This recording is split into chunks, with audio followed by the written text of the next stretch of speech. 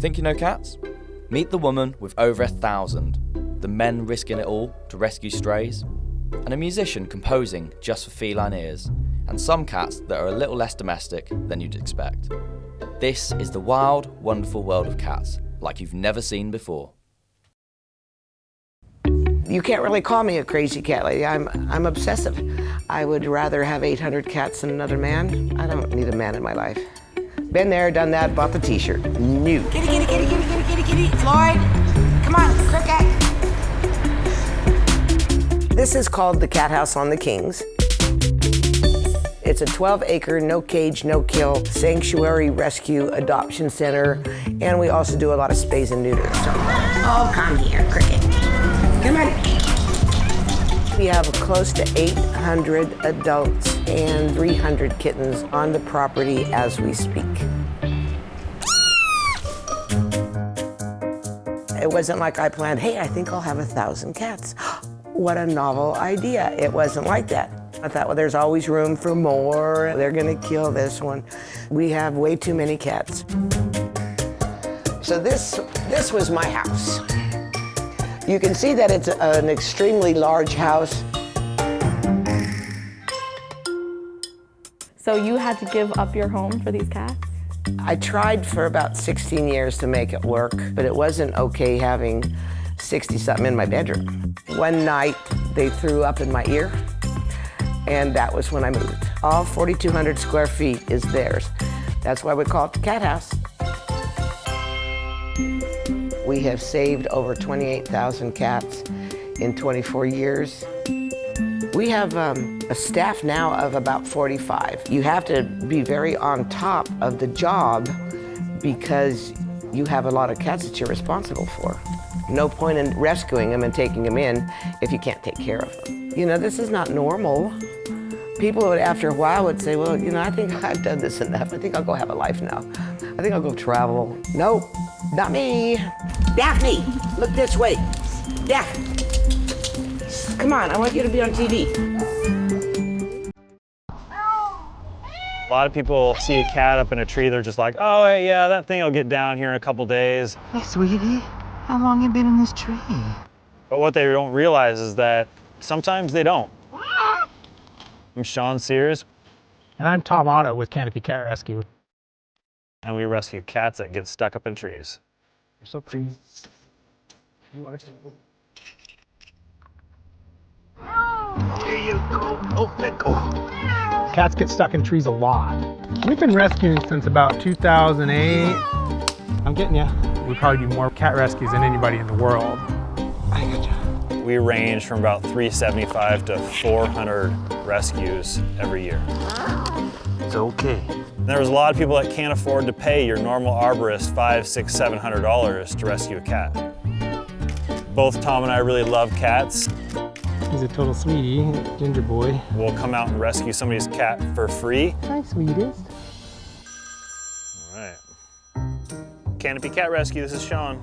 Yeah, it's our cat. He's climbed up and she's been up there for 3 or 4 hours and it just doesn't look like she's gonna figure this out.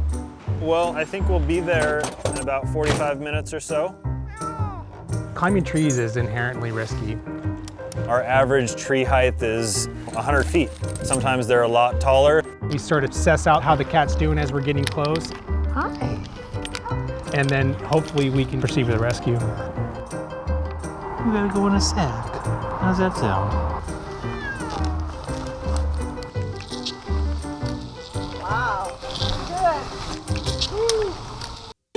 The look that we get from the cat owner's face when we hand them their cat back is just this overwhelming sense of relief.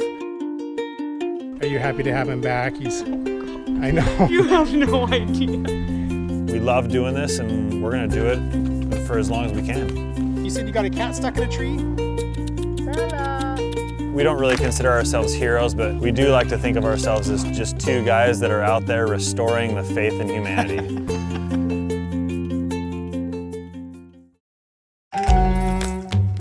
The trick is trying to think like a cat.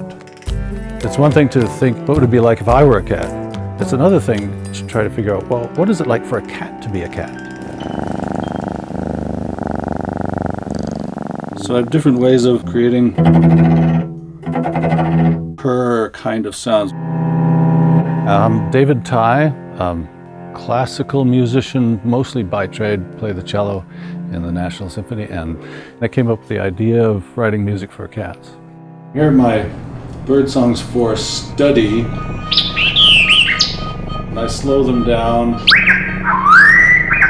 Cats are not very vocal and not particularly social.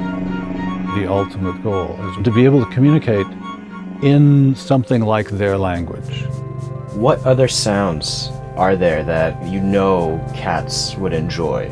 Most of the brain development of a cat happens outside the womb. I thought the sound of suckling is a reward-related sound that all cats will have heard as their brains were forming. This swishing kind of shuk, shuk, shuk, shuk sound. Yeah, I would totally use that. Could I name that after your jacket? That's my Louis W. Swish. Another example of a sound is purring. When you play this music, how does a cat react exactly? There are things like they would rub up against the speakers. It shows kind of ownership, but showing just attention, and it tends to be more comforting to those cats who have had something of a hard life. There's the cats who need more comfort are more comforted by it. Do you have a cat? No, I actually don't. I'm allergic to cats. You're allergic to cats? Yeah.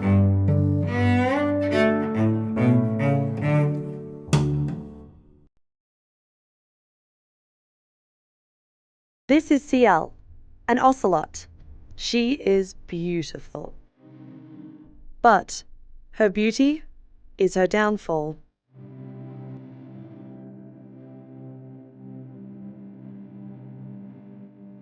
Twice the size of an average house cat, but with shorter than average legs, speed isn't their specialty. They ambush. Rodents, birds, fish, if it's meat, they'll eat it. We almost lost the ocelot. Their alluring coat with its distinctive pattern was highly desired in the fur trade. They were hunted aggressively. It used to be that you could find them throughout the southwestern US and all the way down to the bottom of Brazil. Now, there's only 40 left in the wild in Texas. More exist in pockets of Central and South America, but the danger of shrinking habitats is always looming. This is the ocelot.